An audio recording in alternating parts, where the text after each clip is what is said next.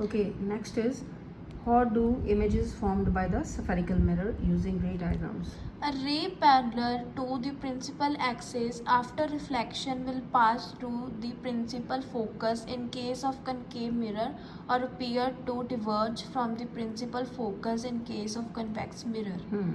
तो अब सबसे पहले आपने ये देखना है कि ray parallel to the principal axis, जो ये प्रिंसिपल एक्सिस है और इसके पैरेलल जो रे जाएगी तो वो कहाँ से पास होगी? प्रिंसिपल फोकस में से रिफ्लेक्ट होके पास होके रिफ्लेक्ट होगी. क्लियर हो गया? In case of concave mirror. But in case of convex mirror, it will strike here parallel to the principal axis and then it will reflect here, but it is appearing to come from principal focus. It is appearing like that it is coming from principal focus in case of convex mirror. Okay, next is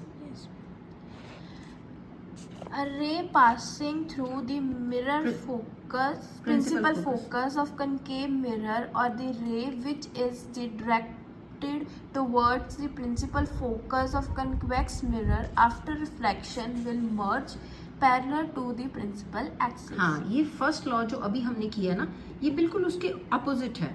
इसमें क्या कहेंगे हम? इसमें हम कहेंगे कि जो रे जो है वो किस में से पास हो रही है? प्रिंसिपल फोकस में से पास होके स्ट्राइक हो रही है और वो कैसे आएगी, रिफ्लेक्ट कैसे होगी?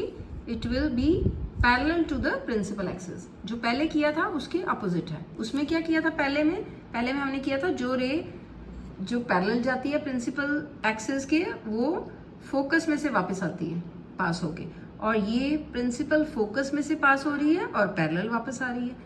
और इसमें के केस में, कन्वेक्स के केस में क्या कहेंगे? It appears to do so. Okay बेटा? Yes, ma'am. A ray passing through the center of curvature of the concave mirror or directed in the direction of center of curvature of convex mirror after reflection is reflecting back along the same path. हाँ, ये ना students की favourite है ये वाला, क्योंकि easy to remember. इसमें क्या होता है? जो रे पास हो रही है सेंटर ऑफ कर्वेचर से, ये सेंटर ऑफ कर्वेचर बताया था. बताओ क्या होता है centre of curvature? It is the centre of the sphere of which this spherical mirror is a part. Okay, so this is center of curvature. जो रे सेंटर ऑफ कर्वेचर से पास होके स्ट्राइक हो रही है spherical mirror में, वो कैसे आएगी?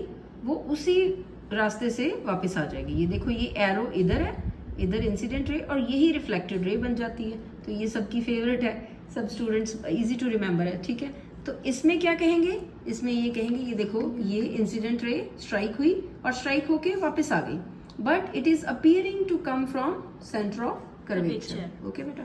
Yes. Next. A ray incidents obliquely to the principal axis towards a point P, pole of the mirror on the concave mirror.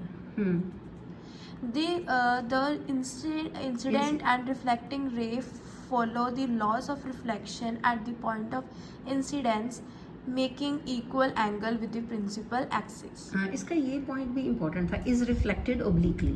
ठीक है, ये कैसे कहेंगे? इसका क्या है? इसका है कि जो रे ओब्लिकली यहाँ पे स्ट्राइक हो रही है, ओब्लिकली मीन्स ऐसे, ठीक है, टेढ़ी सी यहाँ पे स्ट्राइक हो रही है, वो ओब्लिकली ही वापस आ रही है. तो ये इंसिडेंट रे है, ये रिफ्लेक्टेड रे है, and here the laws of reflection will will be applied. कैसे? कि ये जो है angle of incident is equal to angle of reflection. ठीक है बेटे? तो ये बड़ा इजी है. ये भी जो ओब्लिकली स्ट्राइक हो रही है वो ओब्लिकली ही वापस आ रही है. और इन केस ऑफ ये है, ये कैसे कहेंगे? इसका भी ऐसे ही है कि ये ओब्लिकली पड़ रही है, ओब्लिकली ही वापस आ रही है. ठीक है बच्चे? Okay, ma'am.